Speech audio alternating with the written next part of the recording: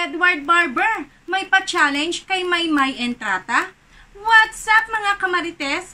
Thank you for tuning in. Ako po muli si Josepa dito sa Josepa, anong latest na nag-aatid sa inyo ng mga trending topic tungkol sa inyong mga favorite celebrity update.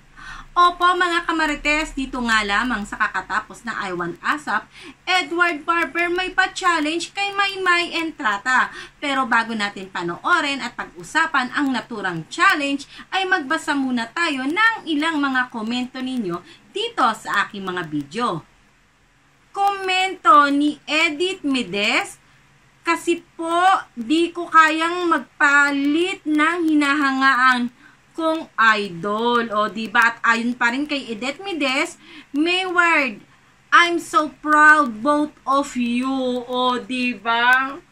Talaga namang mahirap bitawan ang Mayward. Damang-dama kita dyan, Edith Medes, lalo na kung sa umpisa pa lang ay naging supporter ka na ng Mayward dahil nasaksihan mo para tayong nasa roller coaster noon, diba? Lalo na nung may mga pag-amin pa ng crush, like, diba? Talaga namang hindi tayo bumitaw. Pero ganun talaga ang life, diba? Wala, sabi nga walang nagmamahal na hindi nasasaktan at walang nasasaktan na hindi nagmamahal. O, diba? At eto, ayon naman kay Arlene Colano, pareho kami ni Maymay, di ako ma-lotion.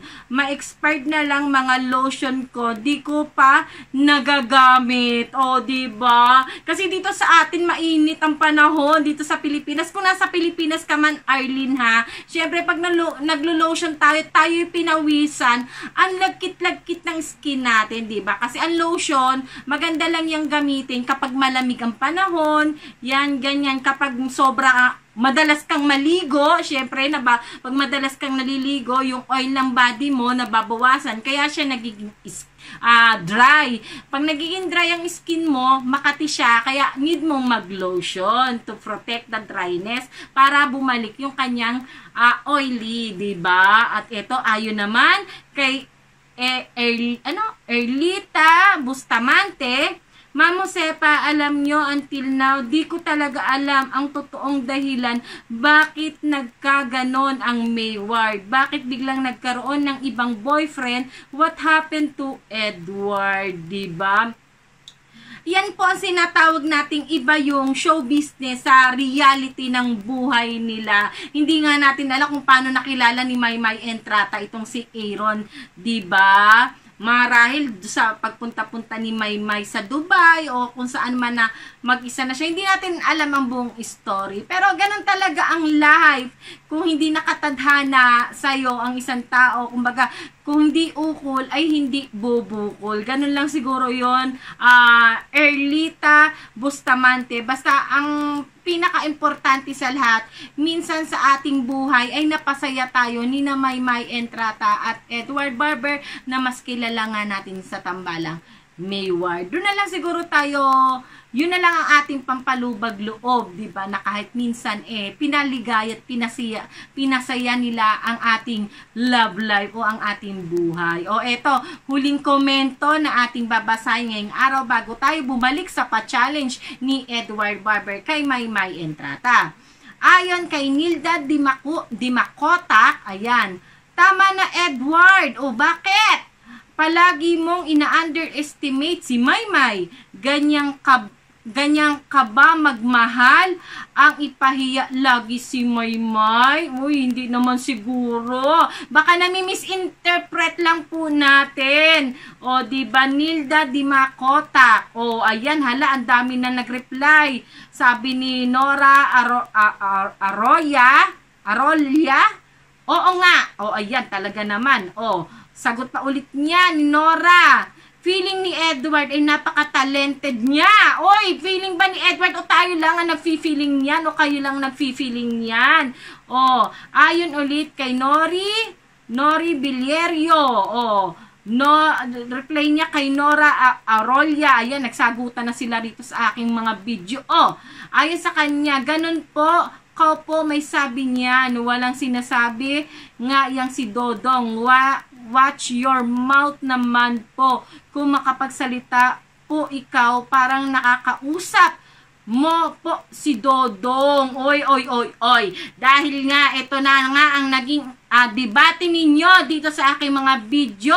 Ito, panoorin nga natin at pag-usapan nga natin itong video inyong pinagtatalunan na ina-underestimate daw ni Edward Barber itong si Maymay Entrata. Kaya panoorin natin ang nasabing pa-challenge ni Edward Barber dito kay Maymay Entrata at ating pag-usapan.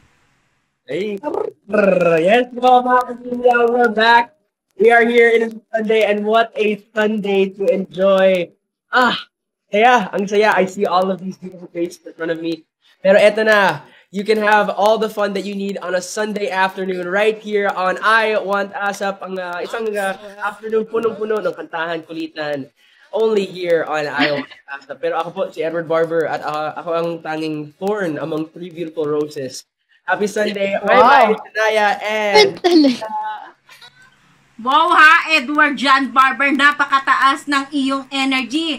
Kahit halatang halata sa boses mo na ikaw ay may sipong, bata ka, ikay uminom ng ascorbic. Obvious na may sipon si Edward dahil sa tono ng kanyang boses, parang may bara ang kanyang ilong, diba? Pero yung kanyang energy ay talaga namang napakataas. Marahil dahil naririyan itong si Maymay Entrata. Ituloy natin ang video na sa umpisa pa lang ay napakataas na ng energy nito ni Edward Barber. Kahit na merong konti siyang karamdaman siguro, o diba, o sinisipon itong batang ito dahil halatang halata sa tono ng kanyang boses na parang may bara ang kanyang ilong, diba? O, eto. Tuloy natin yung video. Naya, and... Yay! Mukhang masaya-masaya si Edward. Kulang lang sa vitamins. Mag-vitamins si Edward, Happy Sunday po, mga kapamilya. Kasi bright po ng pagsikat ng araw, mga happenings po ngayon dito sa I Want ASAP. Dahil po, ang daming bright and rising stars na may pagkulitan po sa ating ngayon episode na ito. OMG, yes. Super exciting. Una na dyan, syempre, ang idol finalist na kasama natin ngayon na si Misha. Hi, Misha! Hi, hello guys! Wanted more. So who are we to deny you, diba? So of course, we have Misha back with us here on I Want ASAP. Diba, ang sarap-sarap manood ng I Want ASAP. Pag ganyang ang mga host, ang tataas ng energy. Kasi, daway pa lang sa pagsasalita nila, dama mo na agad yung taas ng energy nila, diba? Nakakalibang, hindi siya nakaka-board panoorin. Dahil syempre marahil nandiyan dyan ang ating mga lodi na sina Maymay Entrata at Edward Barber. Tapos sinabayan pa ng energy nito ni Shania at saka ni, anong pangalan nito? Pasensya na po at hindi ko pa siya masyadong kilala. Ating kikilalanin dahil ako hindi masyadong nanood ng Idol Philippines. Alam niyo naman ang lagi sinusubaybayan lang ng inyong lola ay ang mga ganap nito ni Maymay Entrata at Edward Barber. At kung wala silang ganap, ay back to reality tayo sa pagiging mother. O, diba? Siya. Ituloy na natin na makilala ko mabuti itong bagong host ng I Want ASAP. On I Want ASAP. Thank you so much! Thank you so much, I Want ASAP family. I'm so glad to be back. Pero Misha, may tanong ako. Paulit-ulit na yan, Misha. I really want to ask Misha, what's the one thing, at syempre lahat naman tayo sasagot. Misha, what's the one thing that brightens your morning every single day? One thing that brightens my morning, seeing my family. Yeah. It's very nice. Yung isa, Shania, ikaw naman. Of course naman, being here on I Want ASAP. Every way to start my morning. Maymay, ikaw naman. Ako kasi first time ko nakilala si Misha at makasama si Misha. Nasilawan ako agad sa dimple niya. Na talagang, love you, ate. I love you, Misha. Cute ng dimple mo kasi. Thank you po. You're so pretty din, ate. Si Misha, no? Pag pinikit mo yung mata mo, hawig niya yung boses ni Sarah Geronimo pag nagsasalita siya, diba? Malambing na maliit, diba? Ang kitang boses niya, parang si Sarah Geronimo, diba? Pero yung ano niya, beauty niya, oy, may panlaban tong batang to. Maganda siya, maganda yung reflection niya sa TV, diba? Ano, Nisha ang name niya. Kaboses niya si Sarah Geronimo. Pag nagsasalita siya, lalo na kapag tumatawa siya, parang si Sarah Geronimo. Pag ipikit mo yung mata mo pag tumawa si Nisha, parang si Sarah Geronimo. Yun lang napansin ko. O, di ba, very observative po ang inyong lola. O, ituloy natin yung video. Ay. Ikaw naman, Edward. Ako naman, sobrang na-brighten yung umaga ko nung nakita ko yung pictures ni Maymay sa amin. Grabe, ang liwanag eh. Like, we saw the future. Oy, sa group picture yun. Group picture, Grabe yes, ka yes. naman. No, she was just setting her face, like, woke up like this. Sabi niya, ganon. good morning guys. This is what I did in the morning, mga ganun. So, sobrang Supposed to natuwa be kaming Miss lahat. Olive. Okay lang yan. Ito Sunday, naman, guys. Happy Sunday. don't worry. Kasi, Oy, Miss Olive, kung ano man yung picture na sinend ni Maymay Entrata sa'yo, pakipost naman, diba? Para naman maging brighten din ang aming Monday, ang aming morning, na kagaya ni Edward Barber nung nakita niya yung picture na shinare ni Maymay kay Ma'am Olive, na shinare naman ni Ma'am Olive sa GC, na nakita naman ni na Edward, ni na Shanaya, at ng buong I Want ASAP squad at family, diba? Kung ano man yon, diba, na walk up like this, diba? Si Ma'am Olive, i-share mo na rin yan sa amin. Total, shinare mo naman sa GC. Char, baka pang kanila lang, diba? Ano kaya yung picture na yun ni Maymay Entrata? Bakit nasabi ni Shanaya na walk up like this? Diba?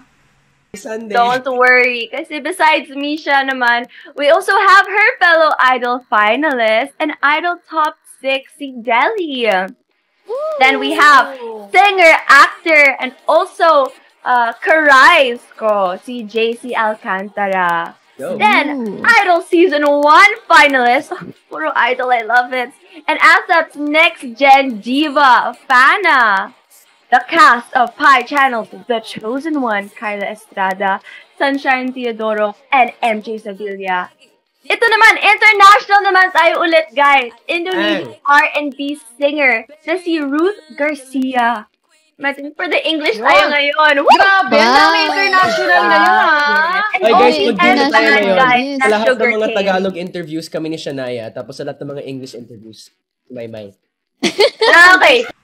Di ba? Challenge yon. Ang sabi ni Edward, sa lahat ng Tagalog, hindi nag-i-English nilang guest. Di ba? Kasi sabi ni Shanaya Gomez, puro foreigner daw, puro Inglesero yung kanilang mga guest. Kaya nagpa-challenge itong si Edward Barber na sila ang mag-i-interview, di ba, doon sa mga guest nila na nagtatagalog o mga Pilipino, at yung mga foreigners, si Maymay Entrata ang mag-i-interview. Challenge yun kasi si Edward Barber hindi siya magaling magtagalog.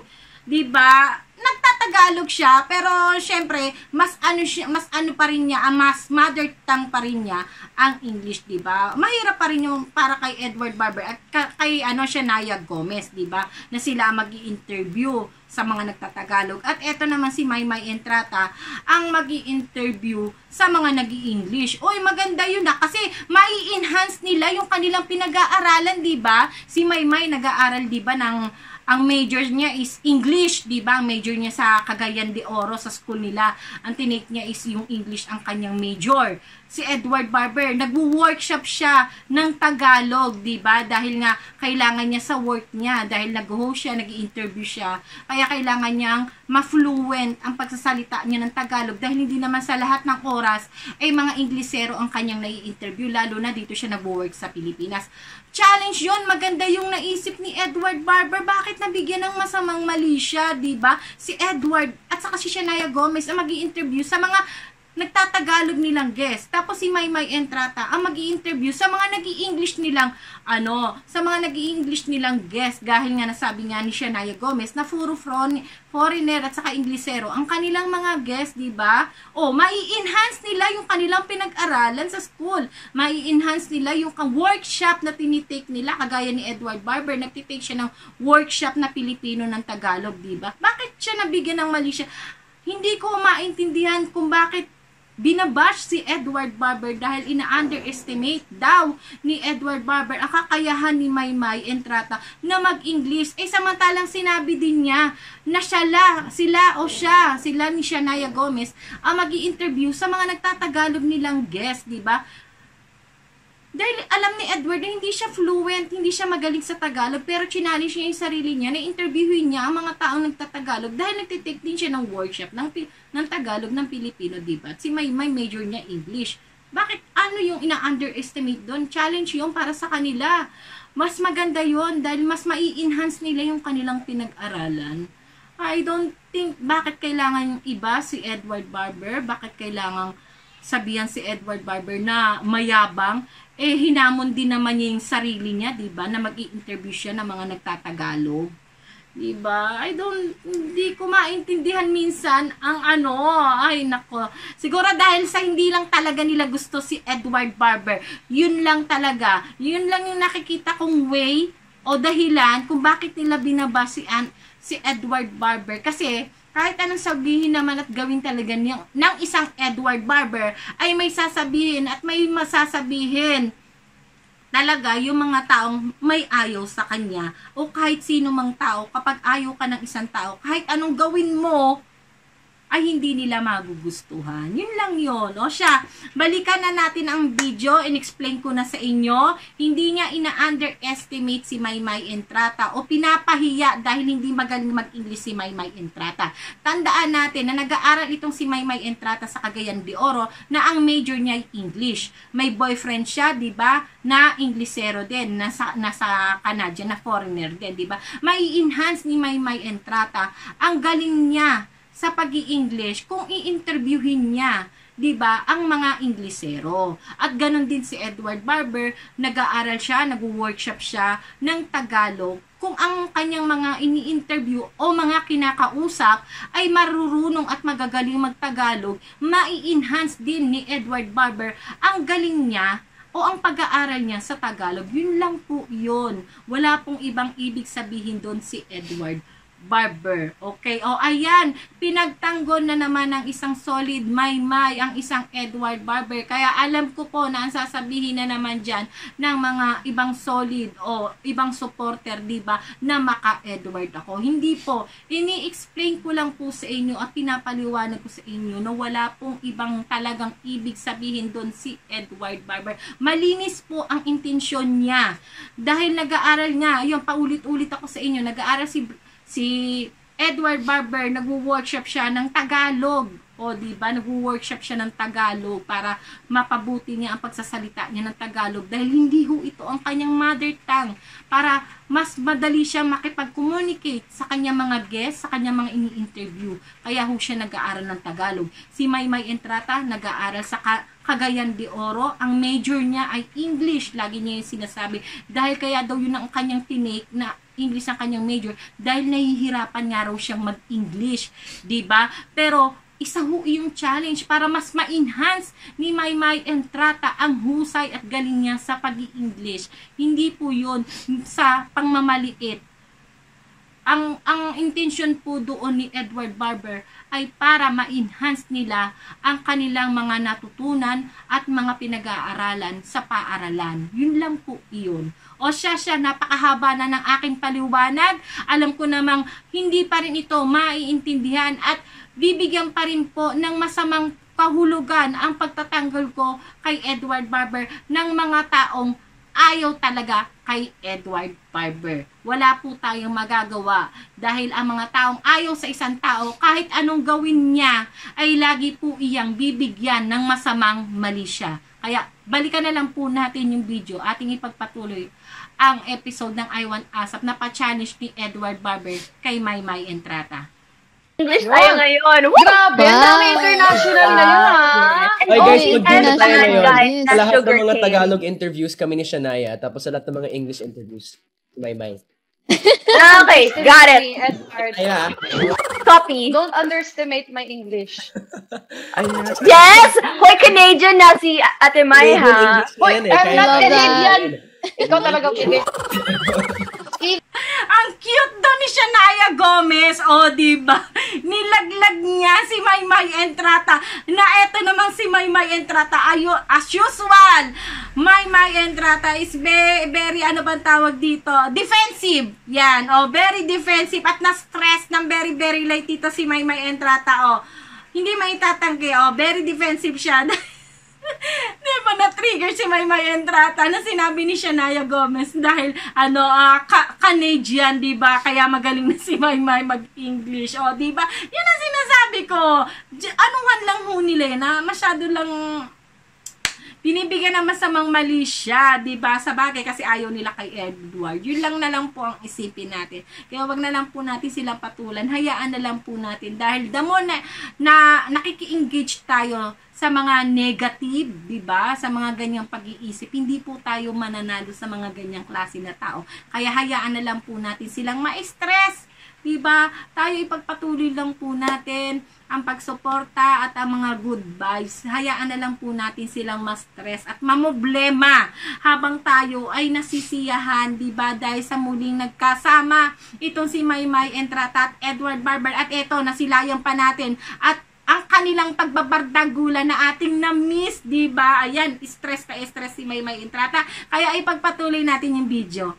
Canadian na si Ate Mai, ha? Hoy, I'm not Love that. Canadian. Ikaw talaga, Canadian.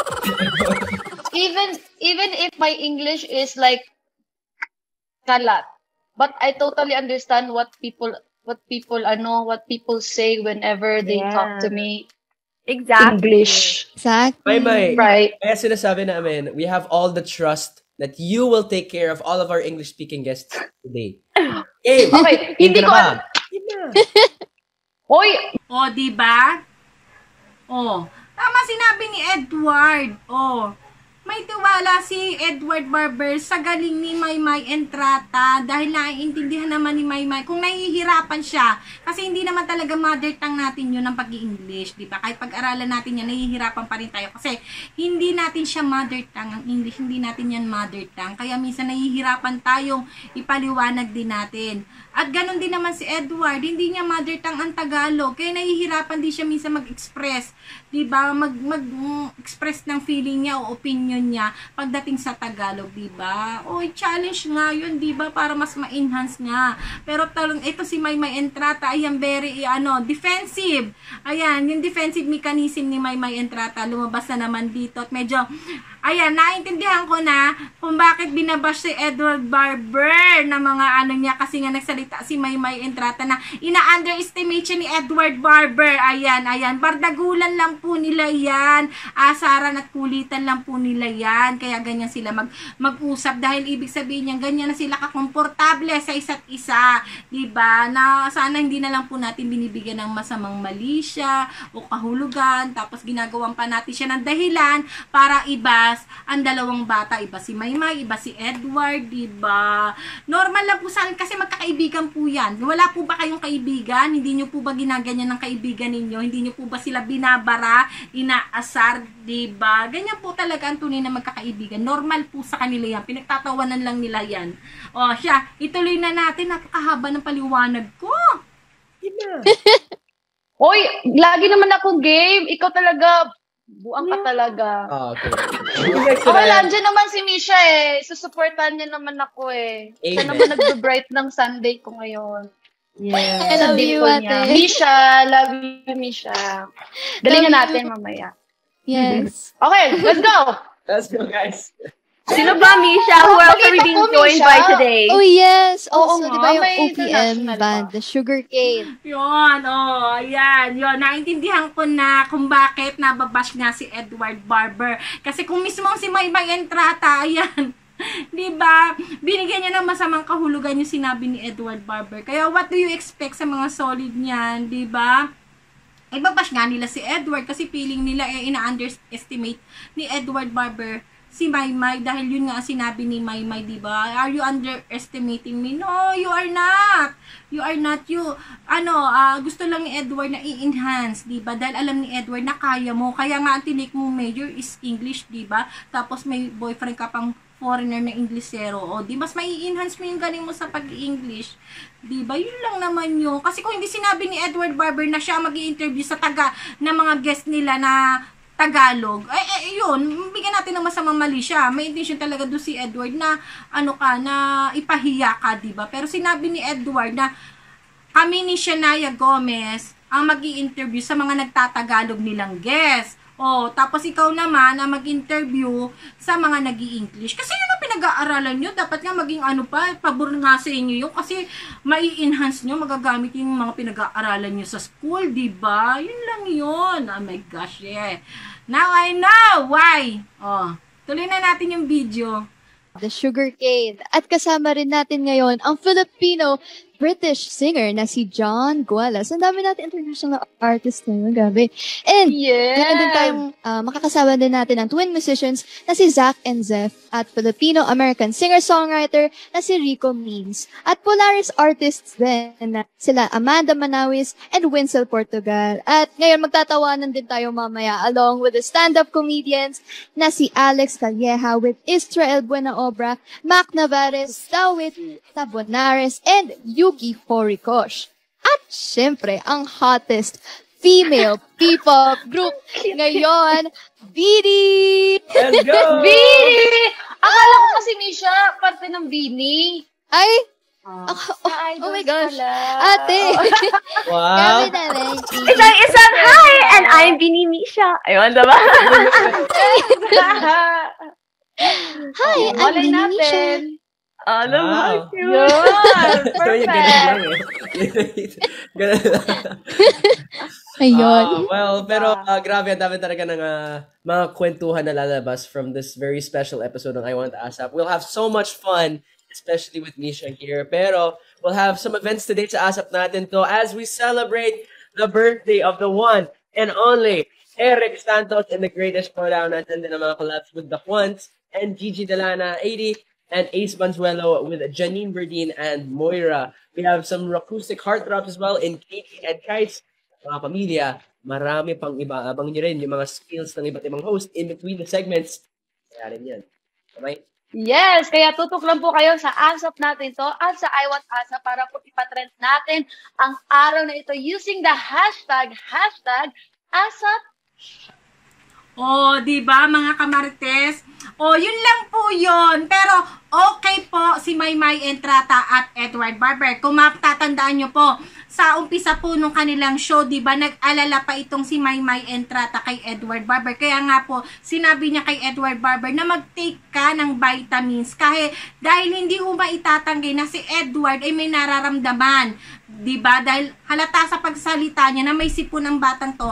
Kaya nasabi ni Maymay Entrata kay Edward Barber na mag-take ka ng vitamins. Diba? Nandoon ang pagkaalala. Ibig sabihin, okay si Maymay Entrata at Edward Barber dahil nag-aalala si Maymay Entrata sa health ni Edward Barber. At ngayon, challenge ni Edward Barber si Maymay Entrata na siya ang mag-interview sa mga guests nila na nag-i-English. Hindi para insultuhin si Maymay Entrata. Na-misinterpret lang po ito ni Maymay Entrata. Kaya niya nasabi na are you underestimate me? Diba? Dahil hindi ako magaling mag-English. Hindi po. Ang ibig sabihin doon ni Edward Barber dahil nag-aaral si Maymay Entrata, ang major niya English, may boyfriend siyang Inglesero, mai-enhance ni Maymay Entrata ang kanyang pinag-aralan dahil ang major nga po niya ay English. At ganun din po si Edward Barber, sinabi ni Edward Barber na kami ni Shania Gomez ang magi-interview sa mga guests natin nagtatagalog. Dahil tandaan po natin, nag-aaral po si Edward Barber, nag-workshop